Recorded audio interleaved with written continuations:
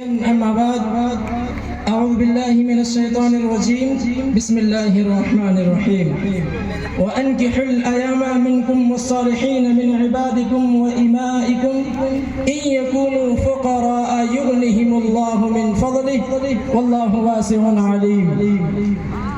معزز سامعین کرام، وقت زیادہ نہیں تھا، نہیں میں کوئی خطیب ہوں، بس 2-4 منٹ شادی بیاہ کے تعلق سے کچھ باتیں عرض کرنے کی کوشش کروں گا. سامعین کرام،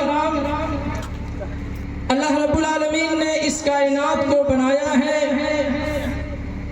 اور 2 جنسیں بنائی، مذکر اور مؤنث. دونوں کو ایک دوسرے کی ضرورت ہے، میاں کو بیوی کی اور بیوی کو میاں کی ضرورت ہے، ایک دوسرے کو دونوں کی طرف اٹریکشن ہے. جب دونوں کو ایک دوسرے کی ضرورت ہے تو یہ جو ضرورت ہے، اس ضرورت کو پورا کرنے کے 2 طریقے ہیں، 2 راستے ہیں. ایک ہے جائز راستہ اور دوسرا ہے ناجائز راستہ. ناجائز راستے جیسے زنا وغیرہ اور جو جائز راستے ہیں ان میں نکاح آتا ہے. آئیے جانتے ہیں نکاح کسے کہتے ہیں. نکاح کہتے ہیں ایک دوسرے کو ملانے کو. جب نکاح ہوتا ہے تو 2 جسم نہیں ملتے، 2 جوڑے نہیں ملتے، بلکہ 2 خاندان ملتے ہیں، 2 رشتے ملتے ہیں، 2 گھرانے ملتے ہیں.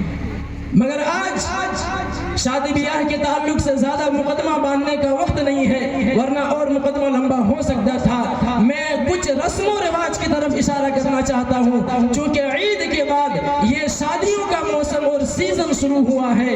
آج ہمارے یہاں ہم خود کو اہل حدیث کہتے ہیں، ہماری نمازیں اہل حدیثوں والی، ہمارے ہاتھ سینے سے نیچے نہیں آتے، ہم زور سے آمین کہتے ہیں، سارے کام ہمارے اہل حدیثوں والے ہیں. لیکن ہماری شادیاں رسم و رواج والی ہندوانہ شادیاں ہماری ہو چکی ہیں. آج کوئی بھی ایک لڑکا الا ماشاءاللہ مل جائے گا جو سنت کے مطابق شادی کرتا ہو، اور کارڈ جب بانٹنے جائے گا سب سے پہلے اوپر لکھا رہتا ہے عقد مسنون، سنت کے مطابق نکاح ہوگا. مگر پھر بھائیوں افسوس ہوتا ہے جب ایسی شادیوں میں جاؤ، وہاں دیکھو رسم و رواج کی لائنیں لگی ہیں، ہلدی کا، اپٹن کا، منہ دکھائی کا، اور نہ جانے اس طرح کے کتنے رسم و رواج آج ہمارے مسلمانوں میں، آج اہل حدیث گھرانوں میں عام ہو چکا ہے. آج ہم خود کو اہل حدیث کہنے والے نہ تو اپٹن کو چھوڑنا چاہتے ہیں، نہ ہلدی والی رسم کو چھوڑنا چاہتے ہیں، نہ جہیز کو چھوڑنا چاہتے ہیں. کچھ لوگ جہیز کرسی کے اوپر سے مانگتے ہیں اور کچھ لوگ کرسی کے نیچے سے مانگتے ہیں. مانگتے سب ہیں، اشارہ سب کرتے ہیں. نوجوان ساتھیوں، میرے 5-10 منٹ کا یہ پیغام ہے، اللہ نے آپ کو جوان بنایا ہے، اللہ نے آپ کو بازو میں طاقت دی ہے. میرے نوجوان ساتھیوں، خود کو مرد سمجھتے ہو، جہیز لینا چھوڑ دو. خود کو مرد سمجھتے ہو، اپنی بیوی کا مہر زیادہ دو، اپنی بیوی کو شادی کے بعد زیادہ خوشی سے رکھو، اچھے سے رکھو.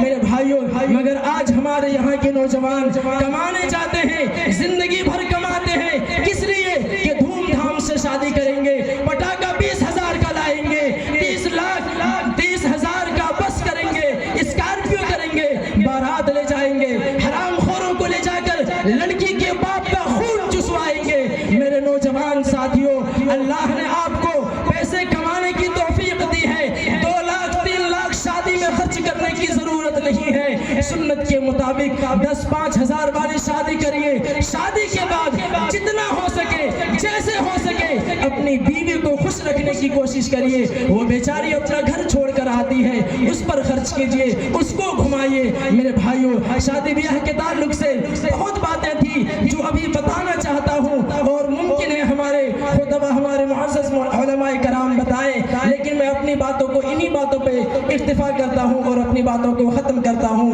رب العالمین سے دعا ہے کہ رب کریم ہمارے یہ جو نوجوان ساتھی ہیں جو نکاح کر رہے ہیں، رب العالمین العالمین انہیں تو سنت کے مطابق شادی کرنے کی توفیق دے اور مسلم معاشرے کو رسم و رواج سے چھٹکارا دلائے. آمین. تقبل یا رب العالمین. والسلام علیکم ورحمۃ اللہ وبرکاتہ.